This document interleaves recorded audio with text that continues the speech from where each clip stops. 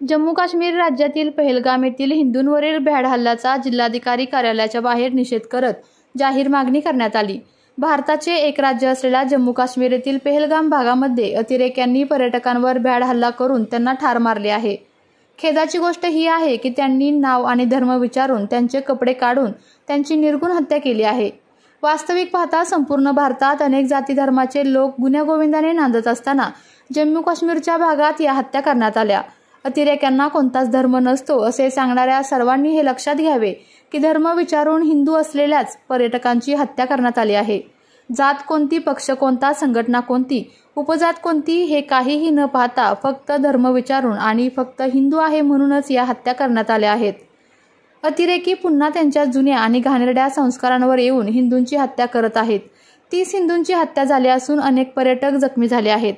जम्मू काश्मीर हा भारताचा अविभाज्य भाग असून असल्या भ्याड हल्ल्याचा त्याच्यावर कोणताही परिणाम होणार नाही। आम्ही सर्व जम्मू काश्मीरमधील हिंदूंच्या पाठीमागे ठामपणे उभे आहोत। इथून पुढे असे कोणतीही घटना घडणार नाही याची जबाबदारी स्थानिक प्रशासनाने घ्यावी आणि त्याप्रमाणे कार्यवाही करावी असे यावेळी स्पष्ट करण्यात आले।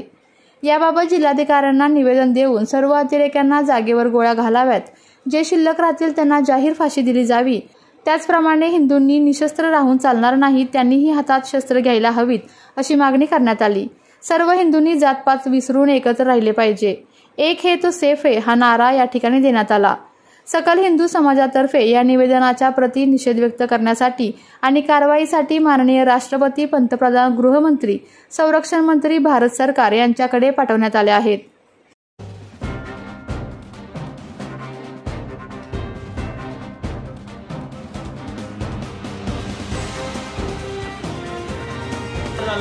त्याचा या ठिकाणी मी निषेध व्यक्त करतो। पहिल्यांदा आता मुकुंदरावांनी ज्या पद्धतीनं मांडलं की या देशामधला कुठल्याही जाती पंथाचा विचार न करता जो दहशतवादी आहे तो दहशतवादी तुम्हाला केवळ हिंदू, तुम्ही काफिर आहात या दृष्टीनं तुम्हाला मारलं जातंय आणि हे सत्य हे कायम वारंवार प्रत्येक हल्ल्यानंतर आपल्याला दिसतं।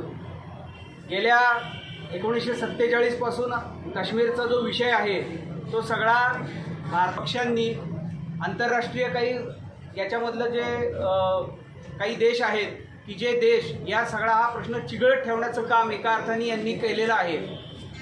काश्मीरमधले जे स्थानिक काही नेते आहेत या स्थानिक काही नेत्यांनी सुद्धा या ठिकाणी 370 कलमाच्या अनुषंगाने त्या ठिकाणच्या जो काही एक युवक आहे, त्या ठिकाणचा जो समाज आहे त्या सगळ्यांना भारतातल्या बाकी सगळ्या समाजापासून तोडण्याचं एका अर्थाने काम गेल्या 50 वर्षामध्ये चालवलेलं आहे आणि 370 कलमाचा फायदा घेऊन त्या ठिकाणी गेल्या अनेक वर्ष या युवकांना हातात दगड देऊन त्यांना दगड मारायला लावायची, आंदोलन करायला लावायचं, या ठिकाणच्या हिंदूंच्या विरोधामध्ये बोलायला लावायचं, त्या ठिकाणी असणाऱ्या दहशतवाद्यांना सहभाग, त्यांच्या सपोर्ट करायचा, अशा पद्धतीचा सगळा विषय हा गेली 50-60-70 वर्ष हा तिथं चाललाय।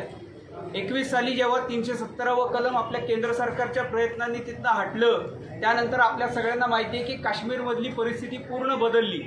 या काश्मीरमध्ये बदललेल्या परिस्थितीमध्ये आज त्या ठिकाणी पर्यटनाचा एक खूप मोठा व्यवसाय हा त्या ठिकाणी उभा राहिलेला आपण सगळेजण बघतो आणि त्या सगळ्या युवकांना की जे दगड मारत होते त्यांना एका अर्थाने हाताला रोजगार मिळाला आणि या रोजगाराचं प्रमाण हे इतकं वाढलेलं आहे की मागच्या 2 वर्षांमध्ये जवळपास 2 कोटी लोकांनी काश्मीरमध्ये इथं। याबरोबर असं मला हे सांगायचं आहे की पुरोगामी म्हणतात म्हणजे तिथं जे दहशतवाद्यांनी गोळ्या घातल्या म्हणजे तो काँग्रेसचा आहे का पुरोगामी आहे का अजून शिवसेनेचा आहे का भाजपचा हे बघितलं नाही। तो हिंदू आहे ना म्हणून त्याला गोळ्या घातल्यात। म्हणजे जे पुरोगामी भारत देशातले आहेत त्यांनी लक्षात ठेवलं पाहिजे की भविष्यातली ते स्वतः आणि त्यांची पुढची पिढी हेही ह्या गोष्टीला बळी पडणार आहेत। तर त्या दृष्टीनं त्यांनी ह्या सर्व गोष्टीचं समर्थन न करता त्यांनी सर्व हिंदू समाज म्हणून एकत्र येणं गरजेचं आहे। इथून पुढच्या काळामध्ये त्यांनी या सर्व गोष्टीचा विचार करणं गरजेचं आहे। मी पुन्हा एकदा जी काही घटना घडली याबद्दल मी निषेध करतो आणि जे आपले जे बांधव आहेत, हिंदू बांधव जे शहीद झाले त्यांच्याबद्दल भावपूर्ण श्रद्धांजली वाहतो। भारत माता की जय। कदाचित बालाकोट अटॅक आणि या गोष्टी त्याचा विसर पडलेला आहे। इथून पुढं जर त्यांना खरंच निशस्त्र लोकांना त्यांनी मारू नये आणि जर खरंच जर त्यांच्यात दम असेल तर त्यांनी भारतीय सैन्याशी लढावं. भारतीय सैन्य त्यांना उत्तर द्यायला त्यांना सक्षम आहे. मला विश्वास आहे की यापूर्वी ज्या ज्या पद्धतीने पाकिस्तानला आमच्या भारतीय सैनिकांच्या बांधवांनी ज्या पद्धतीने त्यांना नाकीनाव करून सोडलं आणि अगदी नाक घासायला लावलं, या प्रकारच्या कारवाया यापूर्वी झालेल्या आहेत. हा नुसता दहशतवादी हल्ला नाही तर हा भारताच्या अखंडतेवर हल्ला आहे. मगाशी म्हटलं तसं हा भाषा प्रांत याचा वाद न राहता धर्म आणि धर्माचा वाद सुरू झाला आहे. हे असं व्हायला नाही पाहिजे. ही भारताच्या अखंडतेवर हल्ला आहे. याचा सर्व सैनिक म्हणून, मी एक माजी सैनिक म्हणून आणि सर्व सैनिकांच्या वतीनं सांगतो की पाकिस्तानला याचं उत्तर नक्की मिळेल आणि त्यांना त्याच भाषेत उत्तर मिळेल. भविष्यात पाकिस्तानचा नामोल्लेख राहणार नाही या जगाच्या नकाशावर याची खात्री आणि याची क्षमता भारतीय सैनिकांमध्ये आहे आणि त्याचा पुनरुच्चार मी इथं करतो. याच्यावर नक्की कारवाई होईल. भारत सरकार याच्यावर आणि सर्व सैनिक याच्यावर नक्की कारवाई करतील असा माझा विश्वास आहे. आपण सर्वांनी या सगळ्या गोष्टींचा निषेध करूया. भारतवासी म्हणून ही कोणत्याही माणसाला ही घटना क्लेश देणारी आहे आणि त्याच प्रकारे आमचा संताप आणि राग हा व्यक्त करण्यासाठी आम्ही इथं आलोय. भारत माता की जय. दहशतवादी हल्ला झालेला आहे आणि आपल्या हिंदू समाजातील लोकांना त्यांनी अक्षरशः हिंदू आहे की दुसरे कुठले आहेत हे बघून त्या ठिकाणी त्यांना मारलेलं आहे. मी या घटनेचा तीव्र शब्दामध्ये निषेध व्यक्त करतो आणि संबंध भारतातल्या हिंदूंना मी आवाहन करतो की सर्वांनी संघटित व्हावे. आज हा हल्ला नुसता हिंदू समाजापुरता नाही तर संबंध जे काय आपण सहिष्णू म्हणून समजलं जातो तरी सुद्धा सगळ्यात जास्त सहिष्णू आहोत म्हणून सगळ्यात जास्त आपल्यावरती अत्याचार होत आहेत. सरकार ह्या गोष्टीचा सगळा ज्या दहशतवाद्यांनी हे केलेलं आहे, कृत्य केलेलं आहे, त्याला निश्चितच बनेल शिक्षा आणि हे सगळ्या गोष्टी करेल. परंतु सर्वसामान्य हिंदूंनी आता संघटित होणं गरजेचं आहे. जातीपाती ह्या सगळ्या बाजूला ठेवून वेळ आल्यानंतर सर्वांनी एकत्र होणं गरजेचं आहे आणि या सर्व लढ्यामध्ये सगळ्यांनी एकत्र येऊन सामोरं जाणं गरजेचं आहे. जय भवानी, जय शिवराय. येऊन कडवा निषेध करण्याची गरज आहे म्हणून आपण सर्व सातारकर हिंदू समाज आज आपण इथे जमलेला आहोत. जे अजून जागृत नाहीत त्यांनाही जागृत करण्याचं काम आपण या निमित्तानं करूया.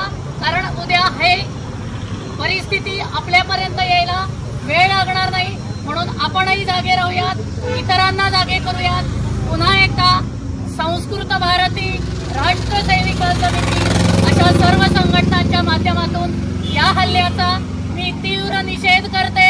भारत माता की जय. काल जो पाकिस्तानांनी आपल्या हिंदू धर्मातील लोकांवरती जो भ्याड हल्ला केलेला आहे त्याचा निषेध करण्यासाठी आम्ही सर्वजण हिंदू समाज इथे एकवटलेलो आहे. तरी माझी सकल हिंदू समाजाला एकच विनंती आहे की काल त्यांनी कोणाचीही जात न विचारता फक्त हिंदू धर्म बघूनच हल्ला.